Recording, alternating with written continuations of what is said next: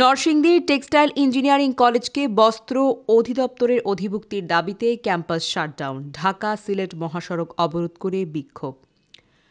Narsingdi textile engineering কলেজকে বস্ত্র অধিদপ্তরের আওতাভুক্ত করার দাবিতে আজ সোমবার দুপুরে ক্যাম্পাসের শাটডাউন ঘোষণা করেছে কলেজের শিক্ষার্থীরা। এর আগে তারা কলেজ ক্যাম্পাসে এক সংবাদ সম্মেলন করেন।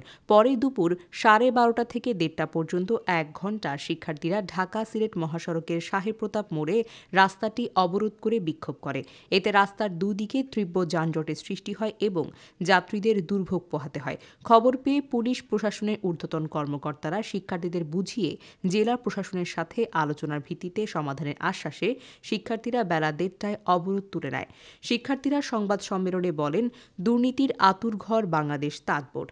এই কর্তৃক পরিচালিত টেক্সটাইল ইঞ্জিনিয়ারিং কলেজ প্রতিষ্ঠার 6 বছর পেরিয়ে গেলেও কোনো প্রকার শিক্ষার পরিবেশ তৈরি করা না হলে শিক্ষা প্রতিষ্ঠানটি একটি ব্যবসায়িক প্রতিষ্ঠান হিসেবে আত্মপ্রকাশ করে এবং স্বাধীনতার পর দেশের সকল শিক্ষা প্রতিষ্ঠান থেকে স্বৈরাচারের দোসরদের হটানো হলেও এই প্রতিষ্ঠানে স্বৈরাচার মুক্তি হয়নি, যা 24-এর সকল শহীদ এবং আহতদের রক্তের সাথে স্পষ্ট বেইমানি।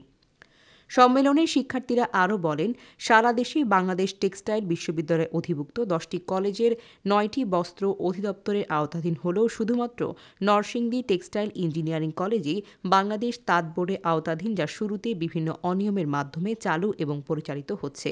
এই কলেজের কোনো সুযোগ সুবিধা নেই। এই সংবাদ সম্মেলনের মাধ্যমে সরকারের দৃষ্টি আকর্ষণ করে শিক্ষার্থীরা বলেন, শিক্ষার্থীদের ভবিষ্যতের কথা চিন্তা করে অনতিবিলম্বে বুটেক্স অধিভুক্ত বাকি 9টি টেক্সটাইল ইঞ্জিনিয়ারিং কলেজের মতো নরসিংদী টেক্সটাইল ইঞ্জিনিয়ারিং কলেজকে বস্ত্র অধিদপ্তরের আওতাধীন করা হোক। তারা আরও বলেন, শিক্ষার্থীদের এই যৌক্তিক দাবি মেনে নেওয়া না হলে আমরা আজ থেকে ততদিন পর্যন্ত সর্বোচ্চ কঠোর কর্মসূচি অব্যাহত রাখা হবে বলেও তারা জানান।